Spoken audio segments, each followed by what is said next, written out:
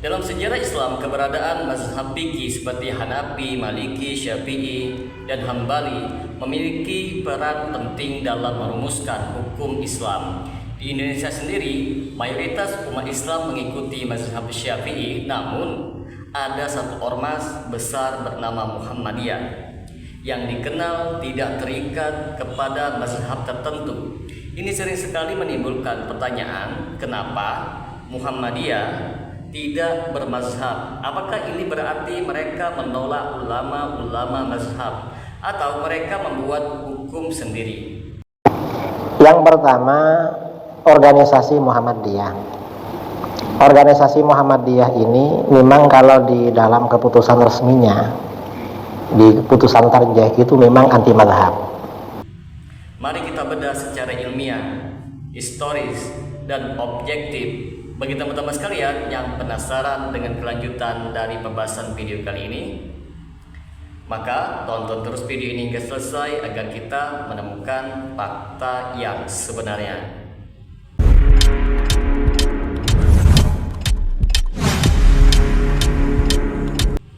Assalamualaikum warahmatullahi wabarakatuh. Jumpa lagi dengan saya Rio Mulyadi di channel Manhaj Dakwah. Pada episode kali ini kita akan membahas tentang kenapa Muhammadiyah tidak bermazhab. Sebelum membahas sikap Muhammadiyah, penting untuk kita memahami apa itu mazhab. Apa itu mazhab, teman-teman? Mazhab secara bahasa berarti jalan atau pendapat. Dalam konteks Islam, mazhab adalah sistem pemikiran fikih yang disusun oleh seorang mujtahid besar berdasarkan pada ijtihad terhadap Al-Quran dan As-Sunnah, diikuti oleh para murid dan generasi setelahnya.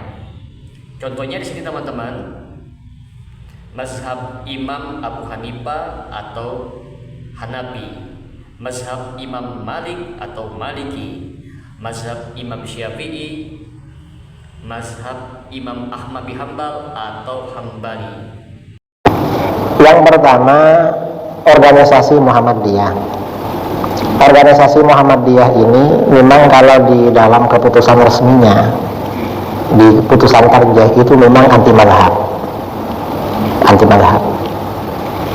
Tapi kalau di realita di lapangan, terutama masa sekarang, itu banyak ustadz-ustadz mereka yang mazhabnya Syafi'i. Dan dari dulu begitu.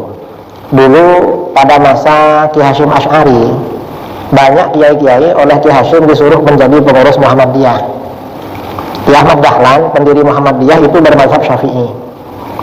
Kitab fikih yang diterbitkan oleh beliau fikih mazhab Syafi'i. Setelah beliau wafat, Muhammadiyah ini krisis kiai. Akhirnya dulu banyak kiai-kiai suruh masuk ke Muhammadiyah. Muhammadiyah yang didirikan oleh Kiai Haji Ahmad Dahlan pada tahun 1912. Sejak awal gerakan ini bukanlah gerakan anti mazhab, melainkan anti taklid buta terhadap mazhab. Prinsip dasarnya adalah yang pertama, kembali kepada Al-Quran dan As-Sunnah. Muhammadiyah menekankan bahwa sumber hukum utama di dalam Islam adalah Al-Quran dan Sunnah yang sahih, bukan pendapat manusia, betapapun alimnya mereka. Yang menjadi pokok ajaran Islam adalah Al-Quran dan hadis yang ma'qul, bukan pendapat-pendapat manusia. Ini sebagaimana dinyatakan oleh Himpunan Putusan Tarjih Muhammadiyah. Yang kedua, menggunakan akal dan ijtihad. Muhammadiyah sangat menghargai ijtihad, yaitu usaha mengkaji langsung teks-teks wahyu dengan pendekatan ilmiah dan kontekstual, bukan membebek buta pada mazhab. Yang ketiga, tidak taklid buta. Muhammadiyah menolak sikap taklid buta tanpa memahami dalil, namun menghormati para imam mazhab dan mengambil faidah dari pendapat mereka jika sesuai dengan dalil. Lalu apakah Muhammadiyah itu anti dengan mazhab? Jawabannya tidak, teman-teman. Muhammadiyah bukan anti dengan mazhab, melainkan tidak penati pada satu mazhab tertentu. Muhammadiyah mengambil pendapat dari berbagai mazhab apabila dalilnya itu kuat, bahkan juga mengambil dari ijtihad ulama kontemporer. Kita ambil contoh di sini, teman-teman. Dalam fikih sholat banyak pendapat Muhammadiyah yang sesuai dengan mazhab Syafi'i. Dalam zakat profesi dan kontemporer Muhammadiyah banyak menggunakan ijtihad ulama modern yang tidak dibatasi dengan mazhabnya 4. Terus mengapa Muhammadiyah memilih tidak terikat kepada salah satu mazhab yang 4? Apa mazhabnya Muhammadiyah? Kenapa Muhammadiyah tidak bermadhab? Ini pertanyaan netizen ya. Jadi kenapa atau apa mazhabnya Muhammadiyah? Kenapa Muhammadiyah tidak bermadhab? Nah, sebenarnya Muhammadiyah itu bermadhab. Madhabnya ya tidak bermadhab. Nah, tidak bermadhab itu madhab. Madhab itu pandangan. Jadi madhab itu pandangan. Seperti ketika dalam urusan politik, ketika golput itu bukan tidak memilih, karena tidak memilih itu pilihan. Nah, bisa dipahami gitu? Nah, jadi tidak memilih itu pilihan, memilih untuk tidak memilih. Sama juga di Muhammadiyah memilih untuk tidak bermadhab. Nah, tetapi di Muhammadiyah menggunakan metode tarjih. Nah, sehingga madhabnya adalah tarjih. Pendapat-pendapat yang ada dari ulama-ulama yang sudah ada itu dipilih pendapat yang kuat. Sehingga di Muhammadiyah nanti akan kita jumpai pandangan-pandangannya lintas madhab selama dalilnya kuat. Kemudian di situ ada kajian atau sidang dari majelis tarjih, maka nanti majelis tarjih akan menentukan pandangannya. Maka pandangan inilah yang kemudian dijadikan sebagai acuan, maka disebut sebagai metode tarjih, memilih pendapat yang kuat. Nah, maka mazhabnya Muhammadiyah kalau ada yang tanya, maka mazhabnya mazhab tarjih, memilih pendapat yang kuat. Di satu pendapat ada yang menggunakan mazhab Syafi'i, di pendapat yang lain ada yang menggunakan mazhab Hambali, pada sisi yang lain ada yang menggunakan mazhab Hanafi, dan pada kesempatan yang lain ada yang menggunakan mazhab Maliki. Karena memang tidak bisa dipungkiri, kita tidak bisa kalau hanya terpaku pada satu mazhab. Ada beberapa alasan penting dan logis yang melandasi keputusan ini, teman-teman. Yang pertama, supaya umat itu kembali kepada wahyu.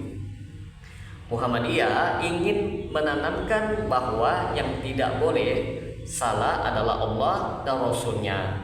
Imam mazhab bisa benar dan juga bisa salah. Setiap pendapat bisa diterima atau ditolak kecuali Rasulullah SAW. Ini yang dikatakan oleh Imam Malik. Yang kedua, menghindari fanatisme mazhab.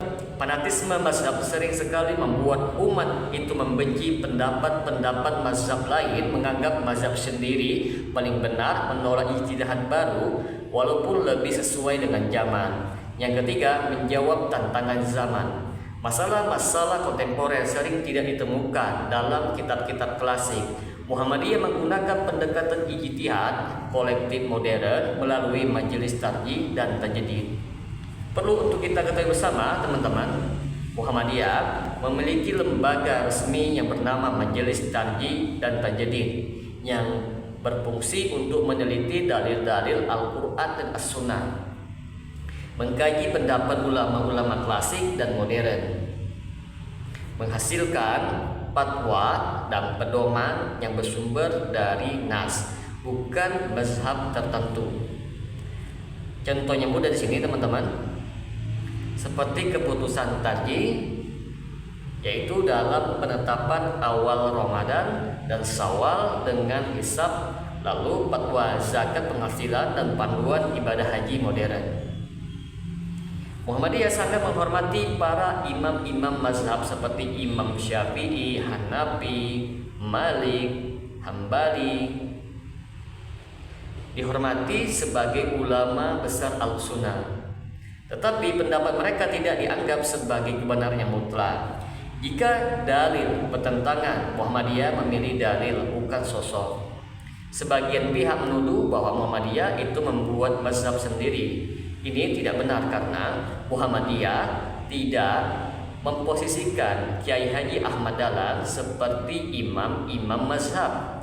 Tidak mewajibkan semua keputusan tarjih untuk diikuti secara mutlak. Muhammadiyah justru mengajak kembali kepada ijtihad dan kebebasan dalam berpikir berdasarkan wahyu, bukan menciptakan otoritas baru.